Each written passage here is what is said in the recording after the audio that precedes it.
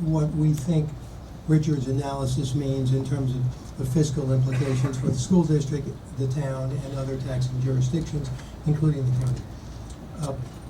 Bear in mind that with one student or less per section, something less than 5 per grade, there is no reason to think that in fact there are going to be any substantial increases in costs to the school system from the project, from the modified project as described by Andy Tone.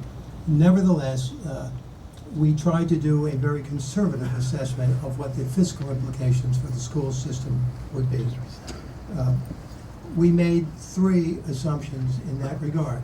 The first is that there would be incremental costs for each of the students, each of the 58 students, notwithstanding the fact that there likely would not be.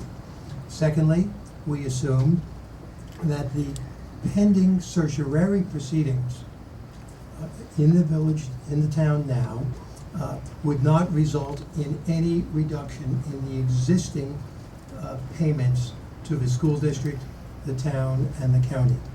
As you may know, the property is paying about $1.5 million in taxes now. There are certiorari proceedings pending for the last 3 years, and in view of the fact that the commercial property is now, by the end of the year, will be essentially 85% vacant, we believe it's quite likely that those assessments would go way down rather than continue at their present level. Nevertheless, we assume they would continue and at their present level and possibly grow incrementally along with other taxes. We also assumed, as the proposal in alternative I indicates, that the townhouses would, like the flats, be in condominium ownership, not fee simple ownership.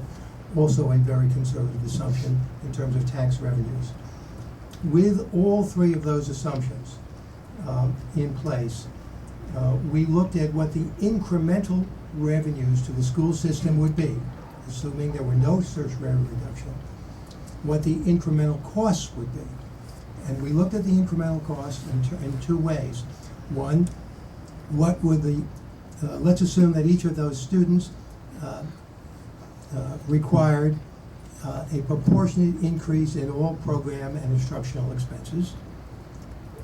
That is called methodology 1 in the analysis in the FEIS. And 2, suppose we also added to that a proportionate increase in central administration and existing debt service, neither of which would actually be affected by the students, and we call that methodology 2. Using the conservative assumptions that I've outlined, under the school system analysis, methodology 1 in the 2008 year analysis, as requested by the town board's consultants, would yield about a $500,000 net surplus to the school system after the incremental taxes were identified and after about $16,000 per student were subtracted for each of the 58 students. Using the methodology 2, where we subtracted $26,000 plus or minus for each student, there would still be approximately $100,000 benefit to the school system. So that some of the writings you have seen that suggest that the school system will be in a negative position as a result of this project are simply not reliable. These are very conservative assessments. It's a conservative assessment of the number of students, and each of these assumptions was conservative. In all likelihood, the incremental benefit to the school system would be substantially more than the $500,000 under methodology 1 or the $100,000 under methodology 2. Again, I reiterate that this is all assuming condo ownership. If the units were at some future time to be in fee simple ownership, the increases would be substantially more. There would be comparable benefits to the town and the library and the county, but I know that the school system has one that's been one of particular focus to you.